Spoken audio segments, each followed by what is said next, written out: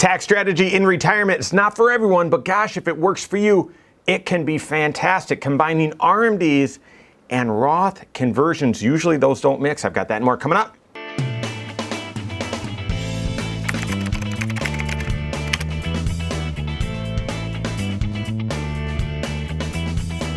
My name is Mike Bernard. I'm the host of the Wise Money Show. I'm also one of the certified financial planners right here at Korhorn Financial Group. Make sure you hit that subscribe button, turn on notifications, and smash that thumbs up button. I was working on a case recently where, as I was teaching it, what this tax planning strategy was, I was up at the whiteboard and I was teaching it and looking at the clients. And even though we'd been doing this strategy for, gosh, maybe the past 5 years or so, it's complicated.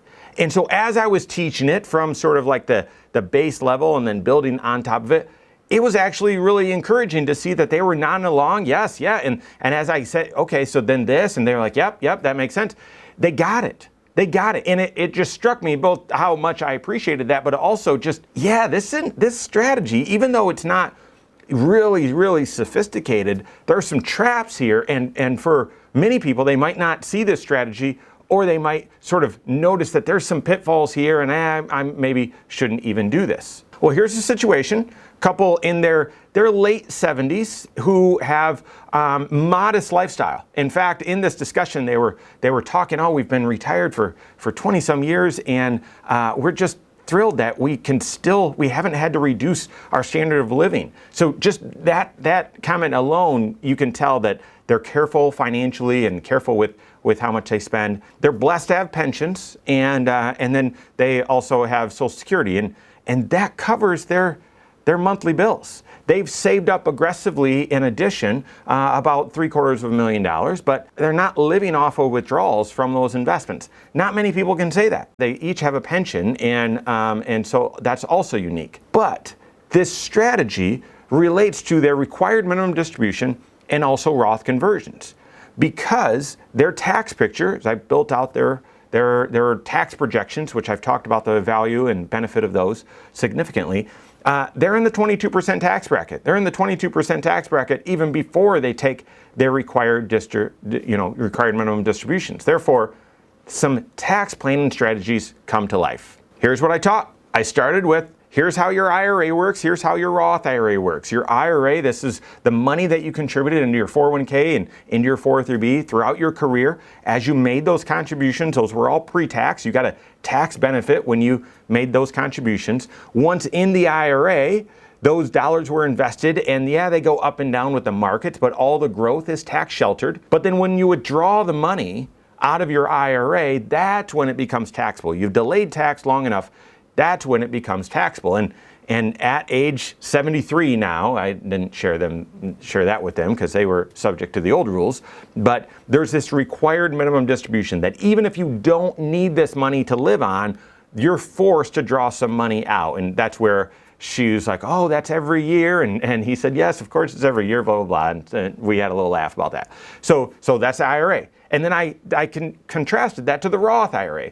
The Roth, this is a type of account where when you put money in, it's after tax. You've already paid tax on that money. There's no benefit. But it can be invested in the exact same thing. In your IRA and Roth, they are invested in the same thing. And all the growth on that is also sheltered from tax.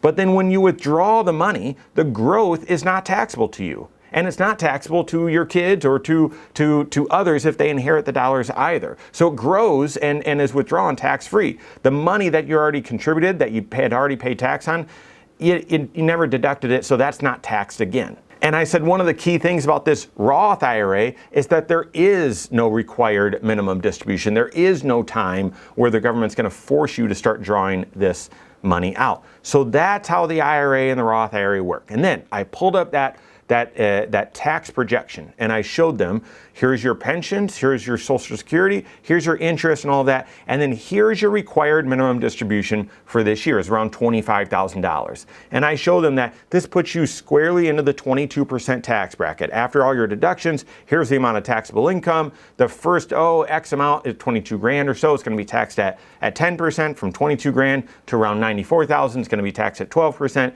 and then from 94 up to this level is going to be taxed, I think around 122 grand was the number. That's going to be taxed around the 22%, at the 22% rate. So we can take your required minimum distribution, your $30,000 or so, and we can withhold the $15,000 for taxes because they barely have anything withheld on their pensions for taxes, and they don't have anything withheld for their on their Social Security for taxes. So we can withdraw your required minimum distribution, and we can withhold the $15,000 or so for taxes, and you get the remaining $15,000. Or because you're in the 22% tax bracket, this year is going to be, it doesn't appear to be unique, and like next year is going to be similar to this year, and the year after that, and the year after that. It seems like you're going to be staying in the 22% tax bracket. Should we do what we've been doing the past several years, and that is take a withdrawal, do a Roth conversion from your IRA, take a withdrawal from your IRA, deposit it into your Roth IRA, and have those dollars then grow tax-free from that point. Doing this maneuver, this Roth conversion, moving, taking money out of your IRA, it's going to be taxable, putting it into your Roth IRA so that it can grow tax-free. Does it make sense to do that? And again, I shared this with them before. They were nodding along, yep, that makes sense. And then here's the punchline, and this is where it can get confusing. I said, yeah, if this makes sense. No, and you might remember, we actually cannot do a Roth conversion of your required minimum distribution. If we could, we certainly would do that, and a lot of others would as well. But you cannot do a Roth conversion of your required minimum distribution. Therefore, the amount that we would do a Roth conversion on, about $50,000, is going to keep you in the 22% tax bracket. That's part of the reason why we're doing this. But the reason why we're capping it at $50,000 is if we do that, then that would create another approximately $12,000 or so of federal tax. And therefore, your entire required minimum distribution, we could send that completely to taxes. That would cover all the tax on your pension, your Social Security, your interest, and other areas of your income. Plus this Roth conversion, it'd cover all the tax, and the $50,000 would move from your IRA to the Roth and not have to withhold any tax on that. Does that sound like a good idea? And they said, yep, without question, absolutely. So here's the thing. If you're going to consider this strategy, two big takeaways. Number one, if you're going to withhold some of your required minimum distribution and then do a Roth conversion, you need to do it in that order. You need to withdraw the money from your IRAs enough to satisfy your required minimum distributions and withhold that towards taxes. After that's done, you've satisfied your required minimum distribution, then you can do your Roth conversion.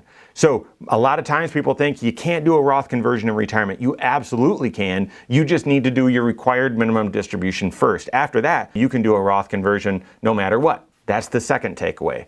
Determining how much Roth conversion you should do, you've got to work with your certified financial planner. There's the science and then there's the art. The science is, well, if you're going to be in the 22% tax bracket here on out, then it would make sense to convert up to and into the 22% tax bracket. That's fine. That way, if they increase taxes out there in the future, create new taxes, whatever, you're not moving yourself into another tax bracket. But you also need to be aware of IRMA, the income-related monthly adjustment amount, and some of those other taxation thresholds to not convert too much. In this instance, seemed simple and on plan with them to convert just enough to use up their required minimum distribution, because again, they wouldn't have said, oh, we don't want the money, but they didn't need the money to fund their retirement. Therefore, having that required minimum distribution fund their Roth conversion made a lot of sense. Is that strategy one that you should consider? If so, work with your CFP. Make sure you're doing it in the right order. You're planning first to figure out the appropriate strategy, and then doing your required minimum distribution first, withholding that, and then your Roth conversion. Work with your CFP on that. If you don't have a CFP on your team, contact one of my team. Find us online, Korhorn.com. That's Korhorn with K, wisemoneyshow.com. You can find us there as well, or give us a call, 574-247-5898. All right, there you have it. Go out and take your next wise step in your financial life.